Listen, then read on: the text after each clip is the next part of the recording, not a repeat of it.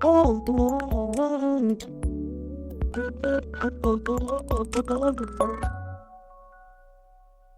nombre es Manuel y vamos a empezar. Y el primer caso clínico de la tarde-noche de hoy dice así: este es un hombre de 63 años que viene por debilidad progresiva, fatiga y disnea de esfuerzo desde hace 2 meses. Pues todos, ¿no? Pero bueno, su hija, que viene con él, dice que además se ha descuidado desde que murió su esposa, desde que enviudó hace un año, y la mayor parte del tiempo se la pasa bebiendo solo. Le gusta la copita al ingeniero. A la exploración física te llama la atención que está pálido y tiene varias petequias en todo el cuerpo. Trae unos laboratorios, trae anemia de 7.8, tiene macrocitosis, reticulocitosis bien, plaquetas bajas en 80,000, leucopenia en 3,000, y la homocisteína, alguien se la solicitó, está en niveles elevados.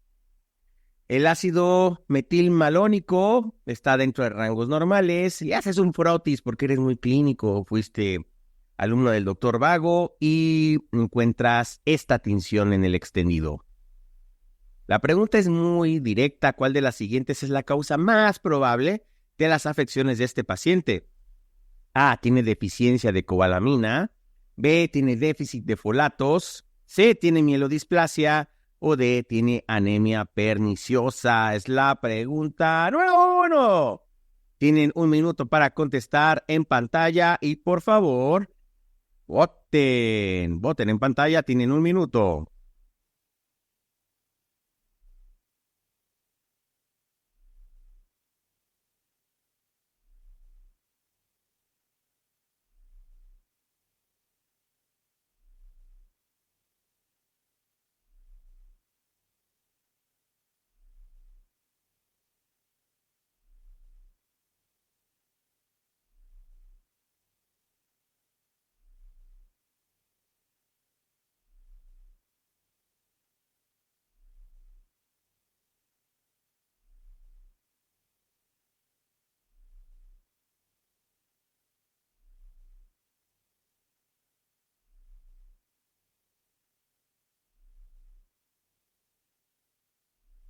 Diez segundos.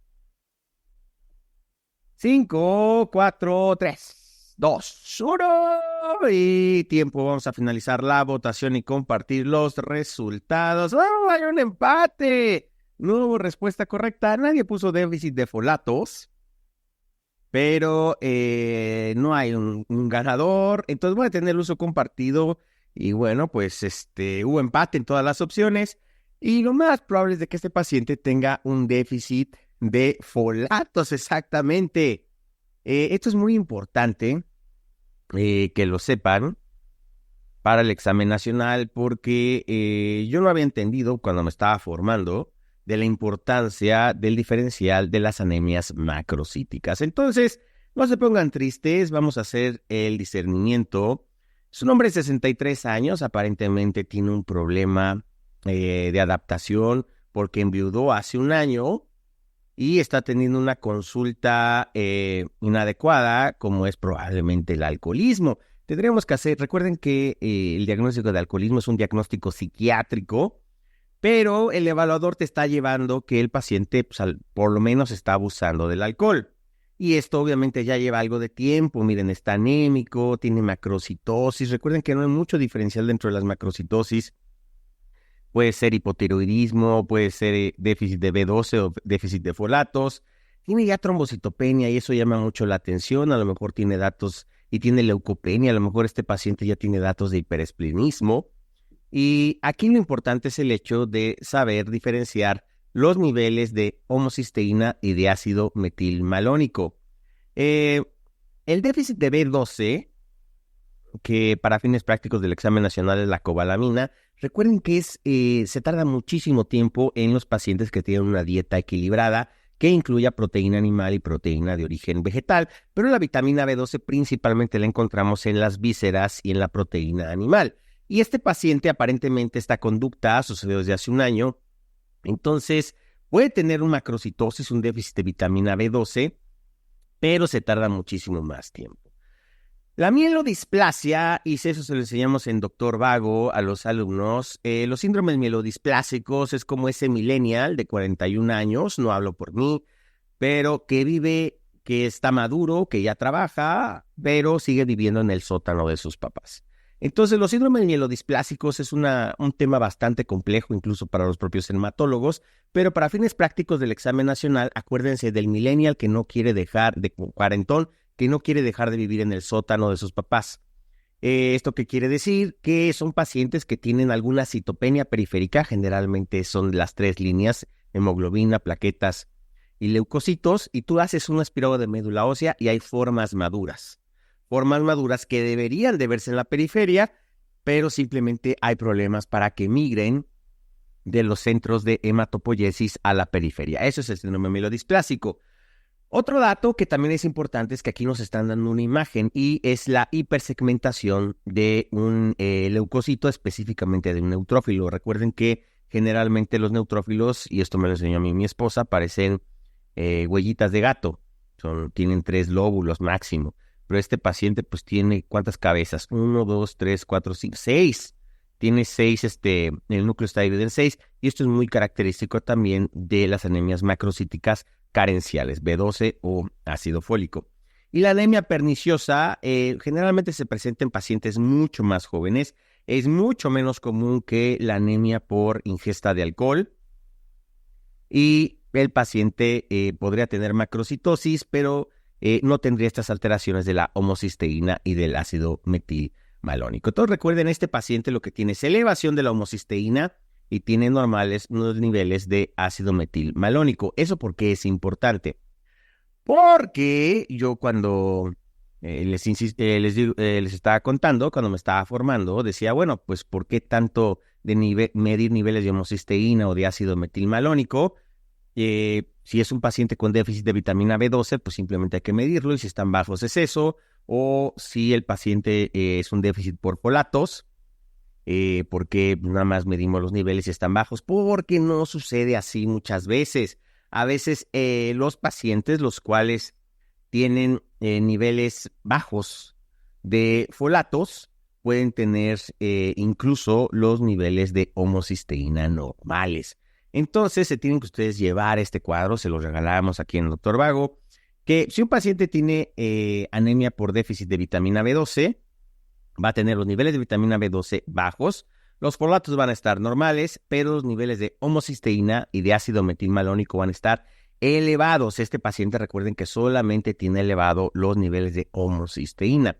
En cambio, los pacientes que tienen déficit por folatos, que también es raro, generalmente los folatos los encontramos en los vegetales verdes, va a estar bajo los niveles de folatos normales de B12. La homocisteína va a estar elevada, pero el ácido metilmalónico va a encontrarse normal. ¿Por qué es importante esto? ¿Cómo podemos acordarnos? Porque para el metabolismo del ácido metilmalónico se necesita la vitamina B12 como una coenzima. Entonces, recuerden, el paciente lo tenía elevado, homocisteína, pero tenía niveles normales de ácido metilmalónico, por lo tanto es una anemia de folatos, que además tiene anemia el paciente, macrocitosis, y tiene el caso clínico que tiene un abuso del alcohol. Vamos con la segunda pregunta. Esta es una mujer de 63 años que viene porque desde hace 2 meses también está cansada. Y está amarilla, está cansada, ha perdido 4.5 kilos en este tiempo no intencionado, náusea de forma ocasional, no ha tenido alguna alteración en sus evacuaciones, no ha tenido dolor abdominal. Su papá tuvo hipertensión, dislipidemia y tuvo un EBC. No fuma, sí se toma 2 o 3 cervecitas para conciliar el sueño por la noche desde hace muchos años. Hace 15 años le hicieron una colposcopía por un PAP anormal, pero no tuvo cáncer. Se hizo una mastografía hace 6 meses, fue normal. Sus signos vitales están bien, pero sí te llama la atención que está con las escleras amarillas. El abdomen tiene peristalsis normal, no tiene organomegalia, no sangre oculta en heces. Le toman laboratorios, proteínas, albúmina, transas bien, pero sí está muy elevada la fosfatasa alcalina en 890, tiene 14 de bilirrubinas totales a expensas de directa en 10.9, Le pasa bien, le toma a alguien unos anticuerpos antimitocondriales, están negativos. La pregunta es, ¿cuál de las siguientes es la causa más probable de la condición del paciente? ¿Qué podría explicar el cuadro clínico que tiene este paciente? A, esto es una coledocolitiasis aguda. B, cirrosis biliar primaria. C, esto es una pancreatitis crónica. O D, es una obstrucción biliar maligna. Es la pregunta número 2. Tienen un minuto para contestar y por favor voten en pantalla.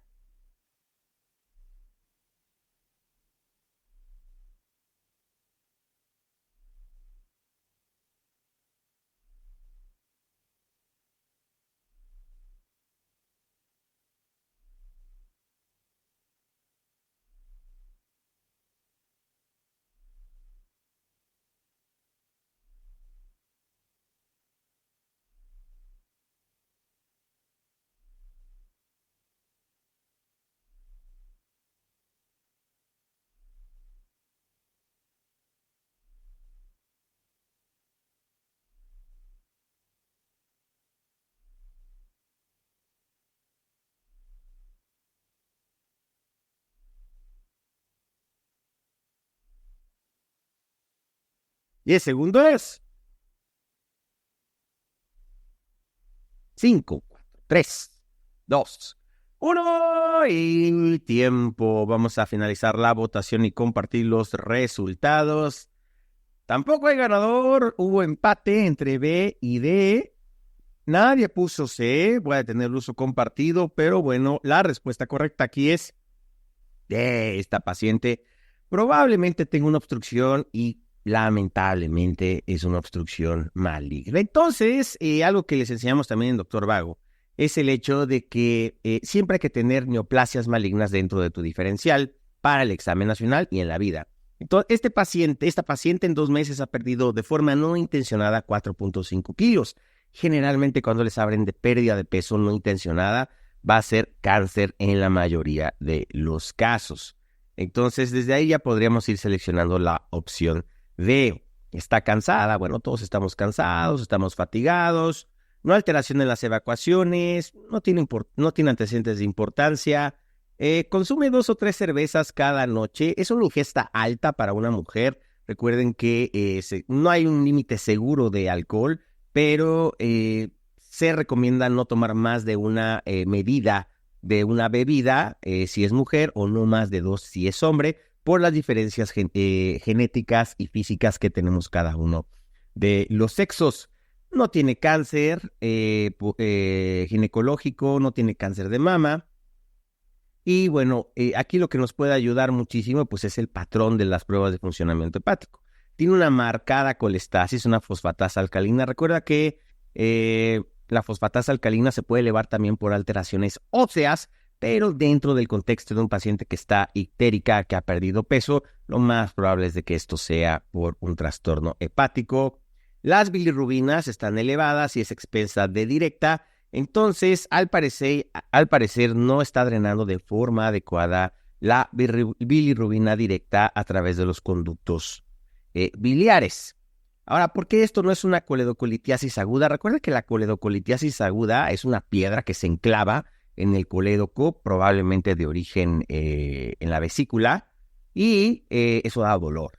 Eso da dolor, no es así progresivo, los pacientes no pierden peso, llegan con muchísimo dolor, pueden llegar ictéricos, pero les causa dolor. Y esta paciente tiene una característica clínica que en realidad no es tan común, pero las ictericias malignas son indoloras, y eso lo mencionaban incluso los griegos, los antiguos. Actualmente no se cree tanto eso, parece que sí en algún momento tienen dolor los pacientes, pero una ictericia maligna en el examen nacional va a ser una paciente así, que viene porque está amarilla, pero no tuvo dolor abdominal. Eso en la vida real no es tan común, entonces podríamos descartar la coledocolitiasis aguda. Cirrosis biliar primaria, pues el evaluador es bastante bondadoso contigo, te dice que los antimitocondriales son negativos, y generalmente afecta, bueno, las hepatitis autoinmunes sí afecta a pacientes mucho más jóvenes. Y las pancreatitis crónica, recuerda que es una patología rara, es mucho más común en hombres, Y el antecedente importante es el del alcoholismo. Esta paciente sí tiene una ingesta elevada de alcohol, mucho más de lo recomendable, pero la pancreatitis crónica, recuerda que la característica clínica de estos pacientes, y que es por lo que buscan ayuda, es que tienen dolor y dolor. Son pacientes los cuales el páncreas está hecho un tejido fibroso terrible y se está autodigiriendo, y entonces los pacientes se quejan de dolor, y esta paciente no tuvo eso. Entonces esto probablemente sea pues una bola ahí que está tapando el drenaje biliar y le está provocando la ictericia. ¿Qué puede ser? Puede tener un tumor en la cabeza del páncreas, maligno la mayoría de las veces. Puede tener metástasis de otra parte, por supuesto, que se le haya enclavado ahí. Puede tener incluso un cáncer primario de la vía biliar, que se conoce como un colangiocarcinoma.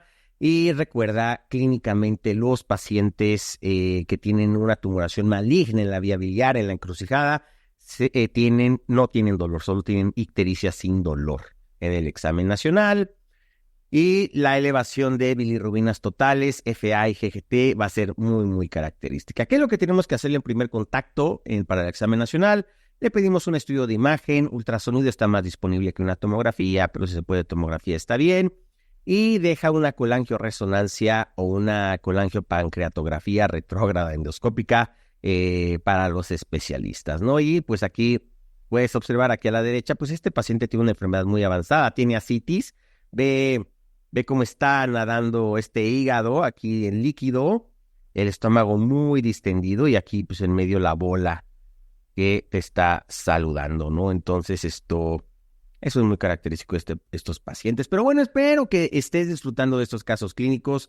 Obviamente los estamos grabando y los vamos a subir a nuestras plataformas para que posteriormente los puedas repasar y volver a repasar. El último caso clínico de la tarde-noche de hoy.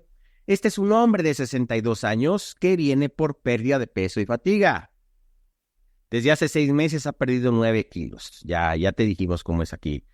Y refiere que no puede caminar ya distancias largas sin necesitar un descanso.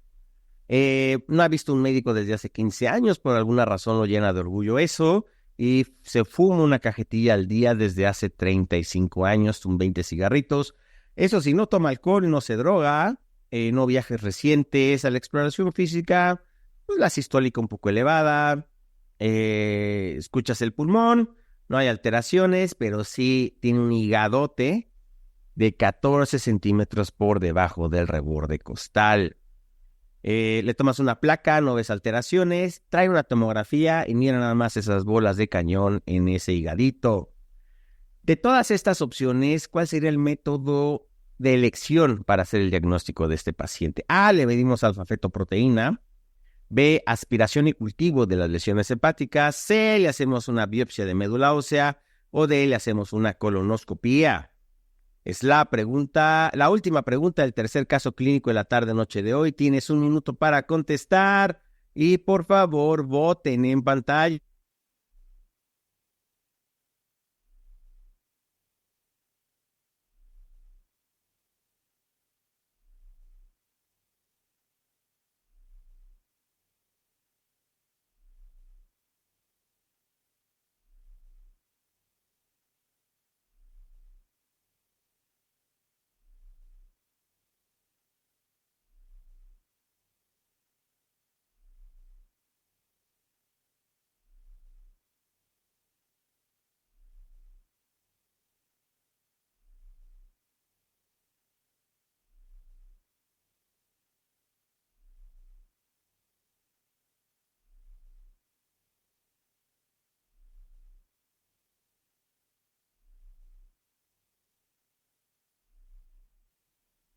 Diez segundos.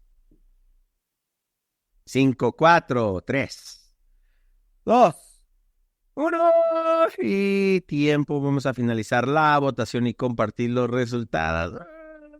La mayoría de ustedes tuvo la respuesta incorrecta. De hecho, nadie la seleccionó. Este paciente, de lo que más se puede beneficiar para hacer el diagnóstico es de una colonoscopia. Entonces recuerden que hablamos de que los pacientes en el examen nacional, si tienen pérdida de peso no intencionado, Eso habla de cáncer. Obviamente, este paciente ha perdido 9 quilates en 6 meses. Y fumador, eso obviamente aumenta el riesgo para muchísimos tipos de cáncer. Pero bueno, este paciente pues está gritando a viva voz que tiene un padecimiento neoplásico maligno. Tiene un higadote y este hígado pues está infiltrado por lesiones. Recuerda que la tumoración maligna más común de hígado es metástasis, son las metástasis. Si te preguntan cuál es la tumoración maligna primaria de hígado más común, ahí sí es un carcinoma hepatocelular. Pero la tumoración maligna más común del hígado es metástasis. Lo mismo sucede con hueso. Si te llegan a preguntar cuál es la tumoración maligna de hueso más común, es metástasis, porque es mucho más común que un primario de ambos órganos, de cada uno de esos órganos. Los que pusieron alfa-fetoproteína seguramente fue sospechando el carcinoma hepatocelular. Clínicamente el carcinoma hepatocelular no es tan común que sea multifocal, ¿eh? Es una lesión generalmente nada más. Y de hecho eso lo saben muy bien los cirujanos de trasplante porque generalmente trasplantan a los pacientes con carcinoma hepatocelular que tienen una lesión por debajo de 5 centímetros. Entonces el carcinoma hepatocelular no da tantas lesiones así. Esto nos habla más de que sean metástasis. Entonces, a eso lo podemos descartar. Aspiración y cultivo de las lesiones no es lo mismo que una patología, que la toma de un tejido para verlo al microscopio. No, la aspiración y cultivo está hablándonos de abscesos, que pueden ser amebianos o abscesos bacterianos. También los abscesos amebianos generalmente es uno, los abscesos bacterianos sí son varios, pero no porque los cultives te va a dar un diagnóstico de patología, por si alguno pensó que esa opción se refería a tomar muestra y ver bajo el microscopio qué es.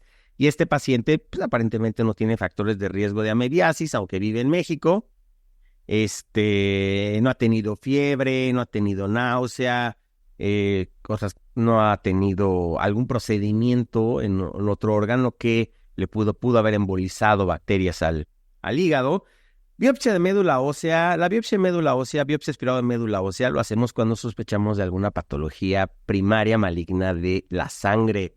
Y pues este paciente ni siquiera no nos dan una VH para poder pensar esto. Entonces, como les mencioné, la principal causa de tumores malignos en hígado son las metástasis. Entonces, estas lesiones que vemos son secundarias a algo. Y lo más común en hígado es que las metástasis sean de tubo digestivo, específicamente del colon. Entonces, podríamos haber tomado una biopsia de estas lesiones y verlas bajo el microscopio y determinar que es cáncer de colon metastásico, por supuesto, pero eso no te lo preguntaron, no te dieron esa opción.